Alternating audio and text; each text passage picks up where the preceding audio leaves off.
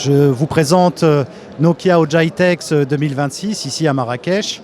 Donc c'est la deuxième année consécutive où Nokia est présent avec un stand qu'on agrandit année après année. Donc nous faisons le focus sur un certain nombre de solutions. Évidemment, c'est centré sur le cycle, le super cycle d'intelligence artificielle. Et ça, à tous les niveaux des solutions de réseau télécom.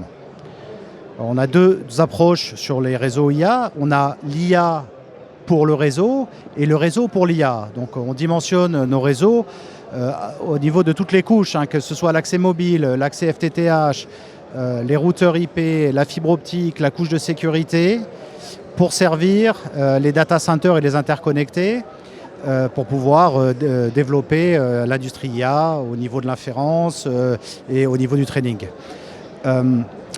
Sur la partie IA, sur la partie 5G, donc effectivement, vous savez, on a développé un partenariat avec NVIDIA. L'évolution de la 5G, on implémente aussi, on va développer des chips, des GPU dans nos stations de base, d'accord, en 5G and beyond, de manière à pouvoir avoir disponible de l'IA très loin au niveau du edge, du réseau, au niveau de l'accès, pour pouvoir à la fois vendre des services IA, pour les clients des opérateurs, et aussi pour servir la gestion du réseau, l'optimisation du réseau par de l'IA. Voilà. Après, un autre domaine important, c'est les entreprises, d'accord ? Donc la couverture 4G, 5G, réseau privé de l'industrie, quelle qu'elle soit, que ce soit les mines, que ce soit les usines, la gestion des ports, les aéroports, les campus, les universités, les hôpitaux. D'accord ?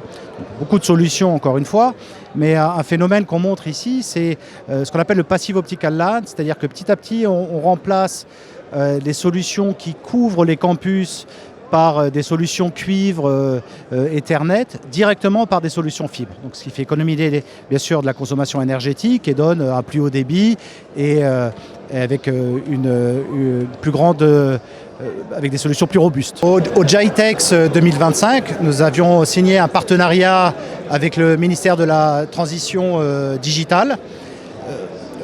Un an après, je suis heureux de partager que notre centre de compétences et de développement à Salé, au Maroc, a pris de l'ampleur, tant sur les technologies IP que les technologies de transmission optique, FTTH, mais aussi sur les solutions de cybersécurité, de cryptographie quantum safe sur la sécurité des réseaux.